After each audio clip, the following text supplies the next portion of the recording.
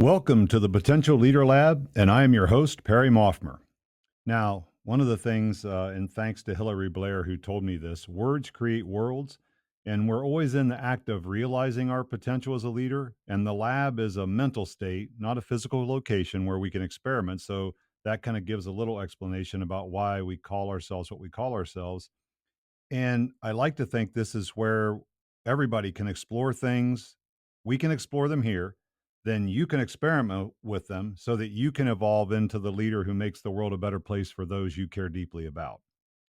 And if you like what you hear, or guess, I mean, if you don't, either way, I'd like to have you consider doing two things. One is leave a review with whatever number of stars reflect your opinion, because I listen to a lot of podcasts, and although I understand why people ask for 5-star reviews, there are 5 stars, so you can choose how many you give, because we're always at the moment of choice. And then more importantly for me is, if you do like it, recommend the podcast to some other folks, because if you do that and you're talking to folks about the concepts, you have other people you can explore and experiment and evolve alongside. And that kind of touches on the best way to lock in concepts is to talk about them within 24 to 48 hours. So anything that you hear that we talk about that you want to go check out, you want to research, you want to read more about, if you do that within the first 24 hours, you're more likely to create some myelin around those the synapses. There's a myelin sheath that goes between synapses that connects things, and it's going to increase the likelihood that you will remember it and be able to use it. So the more you talk about something, the more myelin is built up and the easier the recall is. So with that, let's get going. All right. So today we're going to talk about an acronym. I love acronyms. Everybody loves acronyms, right? So this one's BAD, BAD. Now, stands for something good because it's behaviors, actions, and decisions. Now, it is much simpler than we would like to make it out to be. Not easy, but it is simple. And that is, with just about anything that we do, if we want a different output, there has to be a different input. Now, we could pretty much just stop right there. It'd be a very short episode, about 2.5 minutes. But essentially, that's what we're going to talk about. Now, here is the challenge. Our brain gets in the way because we often get hijacked, and we have an emotional response to, let's call it, the feedback, because that's what happens. The world gives us feedback. I remember having multiple conversations with Lisa, my wife, when the kids were growing up, and we were always talking about things that they were doing and behaviors, and how we had to help them with them, which I wholeheartedly agree. But I said, at some point the world will correct it. If they do choose to listen to us. If they don't, I understand that, but the world will give them the feedback that they need. Now, whether we choose to listen to it or not, that's a whole nother issue. But what we don't want to do is start blaming all those outside influences on the feedback that comes back to us, and find fault with the feedback, because that makes us give up our power. If we don't internalize the feedback, we don't listen to the feedback. And I will tell you, one of my one of the most interesting things I ever heard, and one of the most astute things about feedback I ever heard. I was doing a 360 evaluation, and I got the feedback, and the person that was doing it with me, my coach, said, "Okay, I want you to get 3 highlighters: a green, a yellow, and a red." And she said, "This is all feedback, but you get to choose." See, there's that word again, choose. We get to choose. And she said, "So highlight the stuff in green that you are interested in addressing, that you want to explore further, that you want to do something about. Highlight the stuff in yellow that you're not sure about, but you want to come back and circle back around to. And then highlight the stuff in red you just aren't going to do anything about." Because again, it's your choice. Just because you get feedback doesn't mean you have to do something with all of it, right? So the challenge we have is, the fundamental organizing principle of our brain is, as we know, minimize danger, keep us safe, and then maximize the reward. So anything we perceive as a threat is going to make us feel threatened and shut down. And that's why oftentimes, feedback is given in a very ineffective way. And the more we understand about how our own brain works and reacts to the world around us, the better we're going to be at both receiving and delivering feedback. I just had this conversation yesterday with a leadership team, and we were talking about feedback, and everybody in the group w- agreed that when you give somebody a more positive feedback and stop, don't put the word "but" in the sentence. You did a great job today, but you can always do better, or but we have a bunch of work to do tomorrow, or but we're only halfway there. Every time you do that, it flips it.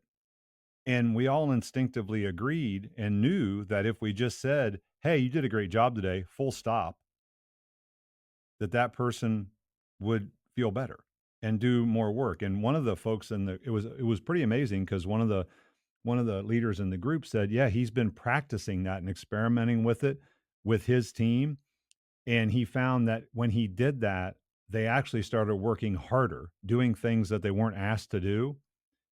And his fear, just like everybody else's, is that if we give people great feedback, they're going to slack off, they're going to relax, they're not going to try as hard, is really kind of flawed. So it was interesting that he shared that with us, because it is something we instinctively know, but we have a hard time doing. Again, simple but not easy. So the easiest example I can give to you is when you think about this, and I'll use a scale for instance. I get on a scale every morning, and it gives me a number.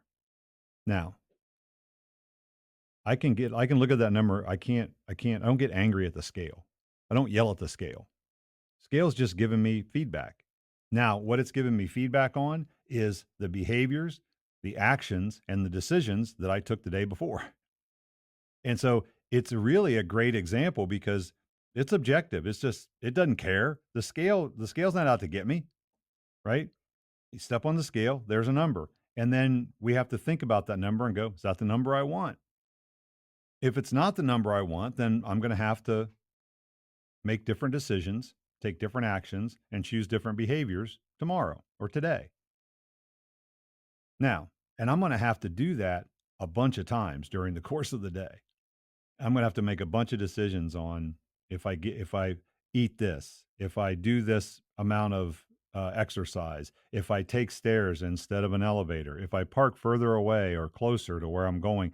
All of those things come into play, and I can make all these individual decisions. Now, here's the cool thing about this: no judgment whatsoever.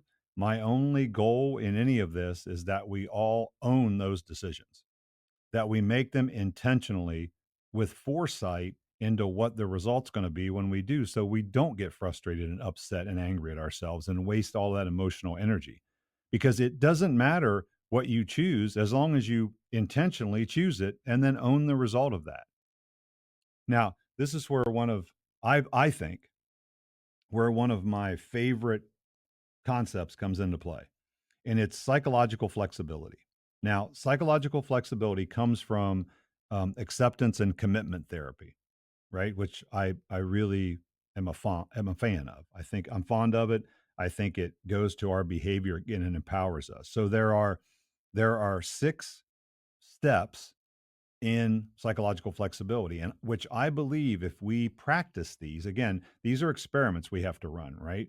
We have to run these experiments for ourselves, and we have to do them kind of over and over again in a way that is sustainable for us until they're second nature. So I'm going to walk through these 6 things, and this isn't by no means is this rocket science, right? So first thing is usually the toughest: acceptance. If you've ever heard the phrase, what we resist persists. What we resist persists. So the fact that, when I look at the scale and I get that number back, accept it. That's the number, right?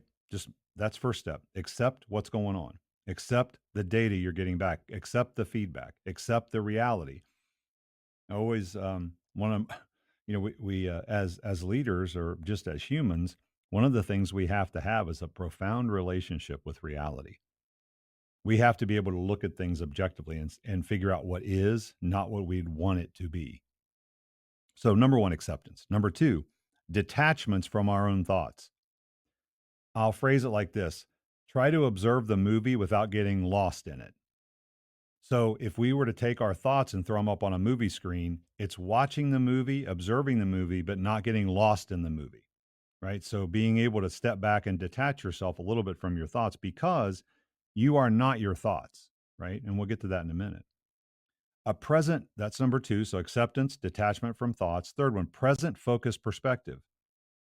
Sometimes the easiest way to get present is to use your five senses. So try to notice two things that you can hear, see, or feel or smell to ground yourself in the moment. Feel the desk. Look around and see something outside of what you were looking at and let it register. Or if you're near something, like you might be near a restaurant, smell and let that bring you to the present. So now we've got acceptance, detachments from our thoughts, and a present focused perspective. Now, the fourth thing, the observing self. And again, we go back to, am I these thoughts or am I the one aware of these thoughts? See, we are not our thoughts. We are not our emotions. That's not who we are. We have to get to the point where we can step away from it and observe those things. So I'm not my thoughts, but I am the one aware of the thoughts. I want to be aware of my own thoughts. I don't want to be my thoughts. Now, number five, values clarification. The last two steps have to do with our values and are very, very important to this process. So we've accepted, we're detached from our thoughts, we're present focused, we're an observing self. Now we have values clarification. What's most important to me? Deep down inside, what drives me, what motivates me, what do I believe? What are my values? Value clarification. And then the next step is, once I'm clear on that, value enactment. Is the action that I'm taking aligned with my values? Now, so we have acceptance, detachment from thoughts, present focused perspective, observing self, values clarification, and values enactment.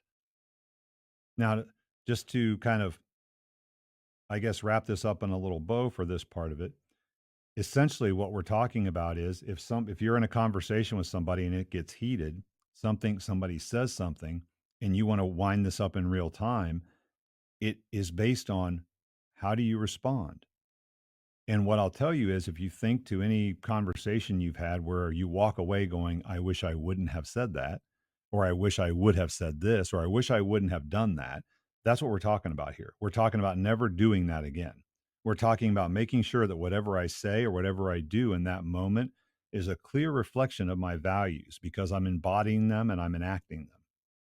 So I'm able to accept what's going on, whatever I feel, my sensations, my thoughts, my emotions. I'm able to be present with them. I'm ready. I'm able to sit with them, and then I'm able to act in accordance with my values in furtherance of my goals. That's why I believe this is such a powerful thing. Because if we can exercise that process 50% of the day, it's a huge win, right? It matters. Because it is so easy for us not to do that, because we relieve ourselves of the responsibility of our actions, and we often judge other people on their actions, and we judge ourselves on our intentions. Well, I didn't mean to do that. That's not what I meant. That's not what I thought, or the famous, I'm sorry you feel that way, right? But you just have to think about, can you accept it? Can you detach from it? And can you act in accordance with your values? Because here's what happens, giving up the power of it doesn't relieve you of the responsibility or accountability of your outcomes. Just because you gave power away, just because you decided you weren't going to exercise psychological flexibility, doesn't mean you're relieved of the responsibility or accountability for your actions. I mean, you're still going to have to, as they say, karma's a bitch, right? It's still going to come back around. So you choose, you're either going to deal with it now or you're going to deal with it later. You're going to either have the pain of the pain. And what I mean by pain is the effort of doing this now, or the pain of regret later. So we're just delaying it. Because the funny thing is, and this came up yesterday as well in the meeting we were having, is that oftentimes we're hostage to the story that our brain creates about things, about situations, about people. Our brain, we're not objectively observing the world. Like, we're not, in the old comics that I used to collect years and years ago, there was a character called the Watcher, who sat outside of the universe and watched everything that went on objectively. That's not us. We're not at that Archimedean point where we can have absolute an absolute visual of what's going on, and it's clear to us and objective. And so we always have to be aware that most of the time when our actions driven by choice, or they driven by the story that our brain has created for us, because it's going to shortcut things. It wants to conserve energy. So it's going to look at a situation and move you forward, whether you want to be moved or not. And my hope is everybody just kind of, as much as they can, recognizes that and guards against it as much as they can. And just, if I've said it a bunch of different times, but be the conductor on the train, not the passenger. And I think the challenge is that most people go through their life being the passenger on the train, thinking that they're the conductor. Now, another reason, another kind of flawed thinking that we have is something called hyperbolic discounting. And again, this plays in. It's a cognitive bias, and it's called the another way you can think about it is called present bias, because we'll as humans we'll choose smaller immediate rewards rather than larger later rewards. And so what happens is, if because our brains weren't wired to be rational, and so we will usually default to, if given the opportunity, some small reward now versus a longer reward later. And again, it's just called present bias. Whatever we can get now is of more value to us than something actually more valuable we can get later. So this is another more specific reason that our brains work against us. And you can see this all the time. And if we kind of weave in some existentialism here, we are thrown into the world. Existentialists will talk about our thrownness, THROWNNES, thrownness. And what that means is the concept in existentialism is we were thrown into the world against our will. We didn't choose to be born. And then we're faced with a series of choices, because Jean-Paul Sartre said existence precedes essence. His thought process was, his belief was, we didn't come into the world with an essence. We came into the world in existence, and then we define our essence through our behavior and our actions. We actually define ourselves over our lifetime by our actions, because that's the only way you can be defined. Nobody's defined by what they're going to do or what they say or what they think. They're defined by what they do. And we always have that choice, even when it's not the choice we want. That's one of my favorite things about existentialism, is it gives us that power. It gives us the ability to choose over and over and over again. Now, before you can do that, the number one thing you have to do is challenge your beliefs. So we're going to talk a little bit now about two things, and it's really we're just flowing into the rest of this, which is beliefs and behaviors.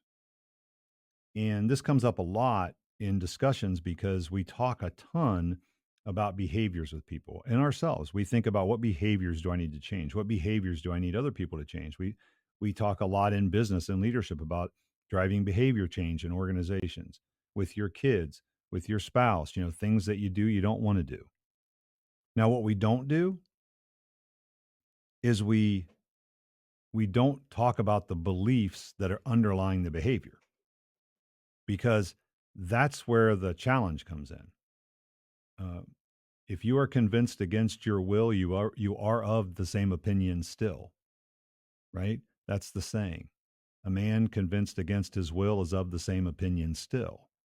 So what happens is, if we're not addressing the underlying belief about why the behavior is important, because all of us act in our own minds rationally. We all act logically and rationally in our own minds. So when we're behaving a certain way, it's on us to dig down and figure out, what is the belief underneath that behavior. Why did I say or do that thing? Not get focused on the actual behavior, but figure out what the motivating factor was in that behavior. Because only when I do that can I hope to change the behavior, because I have to challenge the belief, and I have to figure out if I want to believe something different that will enable me to have a different behavior. That's why change, don't like the word. That's why I use evolve, but it's one everybody uses. That's why it's so hard. That's why behavior change is so hard, because We don't take the time to dig into the beliefs that underlie the behavior. We just want to focus on the behavior. Stop doing this or start doing this. So either one, you want to start a behavior or stop a behavior. There's all kinds of hacks and tricks and processes, but the majority of them don't take the time to address the underlying belief. And once we tackle that, the behavior is the outcome. Right? It's kind of like we all talk about, work the process, don't focus on the outcome. What's the same principle? If all we're focused on is the outcome, which is the behavior, and we're not focused on what's driving the behavior, the chance that we're going to change it and the likelihood of success is not huge, because our beliefs are essentially like mental attitudes that influence behavior, and they're based on knowledge and experience. And we have a whole host of beliefs about ourselves and others and the world, and they're all biased because we need those biased beliefs about ourselves and other people in the world to justify our place in it. And that's necessary. We have to have those. Now, the challenge is the beliefs aren't fixed, just like behavior isn't fixed. But sometimes what we do is we lock in these beliefs and then we move on. We just go, okay, this is what I believe, done, move on. That's the challenge. And I believe, and I'm toying around with calling it this, the explore, experiment, evolve, that those 3 E's. Actually, I believe what it's gonna turn into is something called the freedom framework, because it will free us from that process, because we cannot get rid of our biases. We must not get rid of our biases because we need them to survive. We can't reinvent the wheel every time we do something. What I view that freedom framework as, that explore, experiment, evolve, is just a way to continually update our biases, which is, I think, the best we can hope to do. We just continually update the biases because we're continually updating our beliefs. And you can pick and choose which ones you do. You don't have to do everything, but some things you probably should revisit from time to time. That's up to you. You choose to revisit as many or as few as you like. I don't judge. All I want people to do is admit what they are or what they aren't doing to themselves. That's the key. The key is just own it. The key is just have that ownership piece of it, which is, yes, I choose to believe this and I choose not to think about it, hear any other opinion, or change it. I'm completely okay with that. What I'm not completely okay with is everybody just being lazy and telling me that they're thinking. It's kind of like, and I'm not going to get off on a tangent here, but what happens, there's a lot of people who will tell you they're in a growth mindset. They say, "Yeah, I love to learn. I am definitely a growth mindset person." And then I say, "Okay, well, how often do you fail?" I don't. Oh no, I don't want to do that. I don't fail. I make sure I do it right. That's not a growth mindset. In a growth mindset, failure is an inevitability. Failure is where you learn. Failure is actually the point of growth. So I need to push and fail frequently. If I actually am in a growth mindset, I'm going to fail a lot. I need to fail a lot because that's the only place I know that I have an option to grow. Because if I never fail, I don't grow. It's like my definition of learning. I developed this years ago, and I'm sure it's not mine, but it came to be part of the sayings that I used. Is I would tell students when I was teaching a graduate program, if you leave this program believing all the same things you believe when you got here, something failed. Because if you got all A's, what did you learn? Because learning is by definition, as far as I'm concerned, an outward change in behavior. How else do you measure learning? If I'm not learning anything, if I continually behave the exact same way, then I've not learned anything. People say, "Oh, I read that book, I read this book, I read 10 books, I read 20 books, I read 30 books." Okay, but what did you get out of them? What impacted you? What changes in behavior have you seen? How have you evolved because of those concepts? Otherwise, yeah, you can read those books, but if you still believe and think the same things you believe and thought before you read the book, if you didn't read the book and go, "Oh, I'm not sure about that." I've read a couple in the last year or so that really generated a pretty intense emotional response from me about the concepts they were talking about that challenged my some of my beliefs. And immediately I wasn't like, oh, okay, I'll just believe that now. I had to let it sit for a while, go back, revisit it. But they did. They did impact the way I believe because I hadn't thought about those things before. And it's really funny because this gentleman named Dr. Michael Shermer has this book called The Believing Brain. And it says, we form our beliefs for a variety of subjective, personal, emotional, and psychological reasons in the context of environments created by families, friends, colleagues, culture, and society at large. After forming our beliefs, we then defend, justify, and rationalize them with a host of intellectual reasons, cogent arguments, and rational explanations. Listen to this sentence: belief comes first, explanations for beliefs follow. So we believe things, then we explain why we believe them. We don't think about the explanation before, we just adopt a belief and then we defend it. See, this is why I love the term experiment in that framework, because experiments connote failure. Experiments, you don't learn until you have data. You test things and then you base your decisions and you base your evolution off of things that work and don't work. The foremost reason for our failures or successes is our beliefs and thoughts. It is the invisible power that drives our lives. And the quality of our life depends on the beliefs we carry along with us. And they're it's almost like we're microchipped, deep in your brain. And they're constantly sending out little messages to you about things that you run into in the world and what you should do and how you should act. But we very rarely question the operating system because we can't see the label from inside the bottle. We don't even question a lot of those beliefs. We just behave because we assume they're a truth.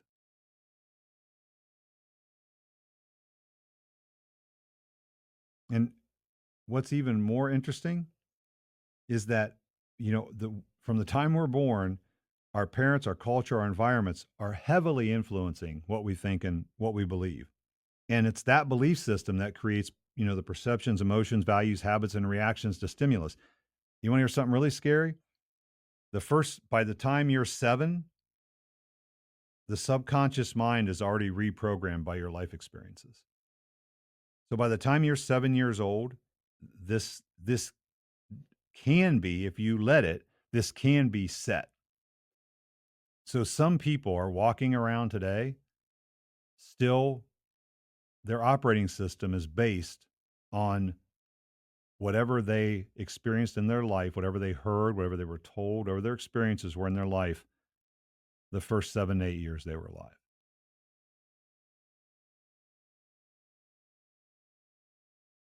We develop these things as kids and they stick like glue into adulthood. I can tell you I've done a lot of thinking about that over the last year or two about my and we can call beliefs a bunch of different things. I'll refer to it as a coping mechanism. Our beliefs are really, they are kind of a coping mechanism. It kind of makes sense of the world for us. So I have spent a lot of time over the last 12 to 24 months thinking about why I think certain things and what led to me behaving and deciding and acting the way that I do, and how much of it was still tied to that, the way I grew up. There's no good or bad here, so we're not judging anything. All we're talking about is going back and thinking about, okay, why did this happen? And here's the second question. Again, there's nothing wrong with it. So I don't want anybody to think there's something bad about it. What I'm asking you is it still serving you and those you care most deeply about? That's the question. And the question that, if you answer that question in the affirmative, you're good to go. You don't have to do any of this work. But if you find yourself thinking, you know what, there are things that frustrate me about myself that I might want to address because it would enable me to get a better result for X or Y or Z, which would help those people that I care about. That's the freedom of this. The freedom is you get to choose. That's what's awesome. This is by no means should make anybody feel bad. It should be freeing to you. It should take the cuffs off of you. because everybody feels to at a certain point we feel trapped because I mean, how many times have you said or heard somebody say, "Well, that's just the way I am." You know, the Popeye response, "I am what I am." And we're not. We're not at all. We're not hostage to it. We can be if we let ourselves be, but we're not. We can choose. We have the freedom to choose.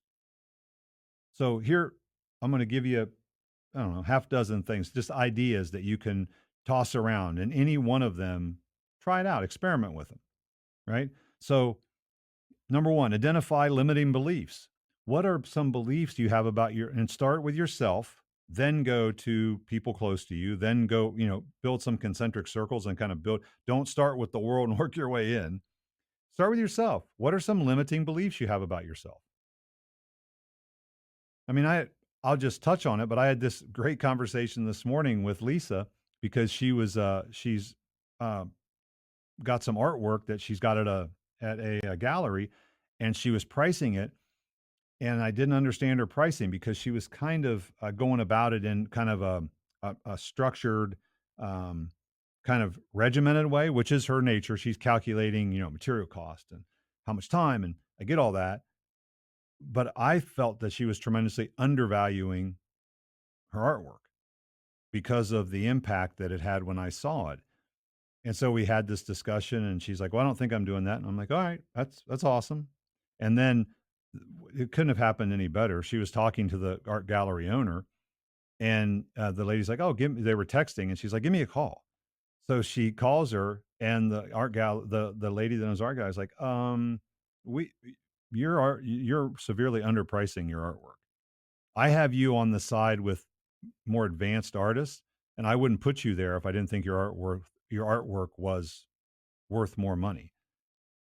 So Lisa, I come downstairs from my office, and she's telling me that, and I just walked over and turned around so she could pat me on the back because I was accurate in my understanding of her situation. So identify your limiting beliefs. We all have them. She helps me with the same thing. She's constantly on me about undervaluing what I do.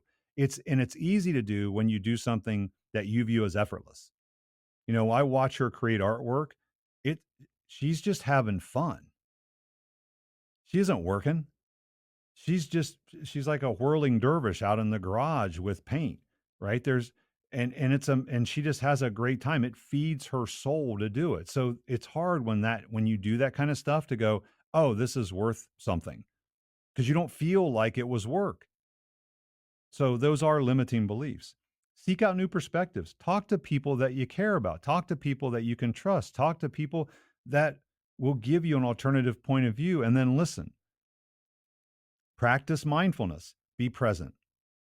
And going back to, acceptance and commitment therapy, the number one thing is, got to be present, got to be in the moment. Take some time for self reflection. Think about how your day went. And this doesn't have to be if you just did this simple thing, takes you a minute and a half. So I'm not talking about hours. I'm not talking go sit somewhere and ponder your navel. I'm saying at the end of the day, carve some time out, take 5 minutes and say, what went well? What didn't go well? What would I like to be different tomorrow? And if you answer those three questions every day, you'll be ahead of 99% of the population. Seek out role models. Find people that are doing the thing that you want. Find people and ask them, how do you do that? How do you remain so calm? How do you remain so centered? How do you not get hijacked? How do you do whatever? Find those people, and then you can learn from them.